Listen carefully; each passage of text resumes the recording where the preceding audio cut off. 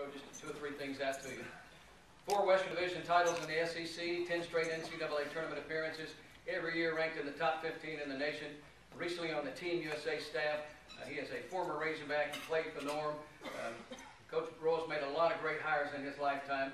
Norm was one of those, and when Norm stepped down, everybody said, how do you replace a legend? Coach Broyles knew exactly who he wanted. He wanted Dave Van Horn, who has done one heck of a job at Arkansas. Dave?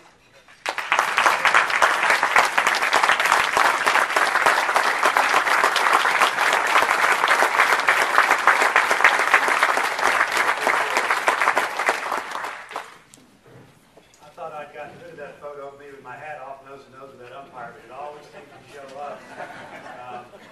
Believe it or not, I have not been thrown out of the ball game in 3 years. I'm pretty proud of that.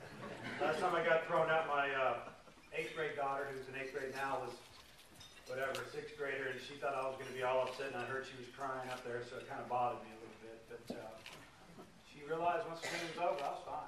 I take it home. I get to deal with 40 guys every day. I go home to 3 girls and a female dog. I've had enough of guys by the time I get home. So, anyway, first off, I appreciate you having me. I only have one basketball story. I've already told it, so I'm going to leave it up here.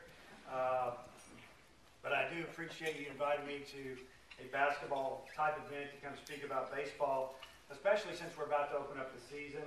We scrimmaged yesterday. It was 37 baseball degrees in Fayetteville. But the sun was out and the wind wasn't blowing too much. And we had one recruit in, unofficial visit, and we told him this is the coldest day that we can remember.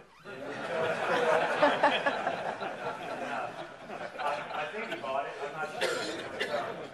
I also wanted to say something about Darian. I hope I can. He's an outstanding player, and I've enjoyed watching him play. My daughter's a cheerleader, and she thinks I go to watch her cheer, but I really enjoy watching Darian play. So that being said, I'm disappointed that they didn't come up. They were looking forward to it a lot. This is really the first time that I've spoke in this area in a long time, and maybe in Little Rock. I spoke at a coach's clinic my first year, and I don't think I did a very good job, to be honest with you. I was kind of nervous. You know, when you follow a guy that's been here for 33 years, and I tried to use one of his jokes to start off, and I blew it. I've never tried to tell a joke since, and we've been everywhere. This state has been good to me and my family. My wife is from Little Rock. It's a pleasure to be here. And I'll try to entertain you a little bit and tell you a few stories. But I wanted to start out with just kind of telling you what goes on with the baseball coach and the players at the Division I level. And I'll kind of start with, say, the season ends.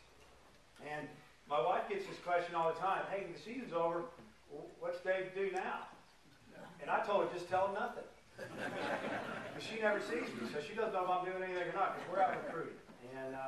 But the players, what they do when they get done with the season, we play 56 games plus, tournaments, regionals, hopefully go all the way to the World Series. And, I'm hoping that we play about 65, 70 games this year. That's our plan and our goal. But they go off to summer ball.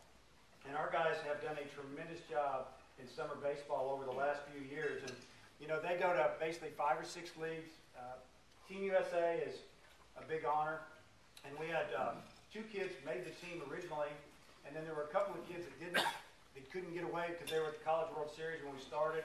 So we picked up another one of our guys. We had Ficacello, our first baseman, freshman All-American last year, made the team, and then DJ Baxendale, who's from the Little Rock area, was our top pitcher last year. They made the team, but then we picked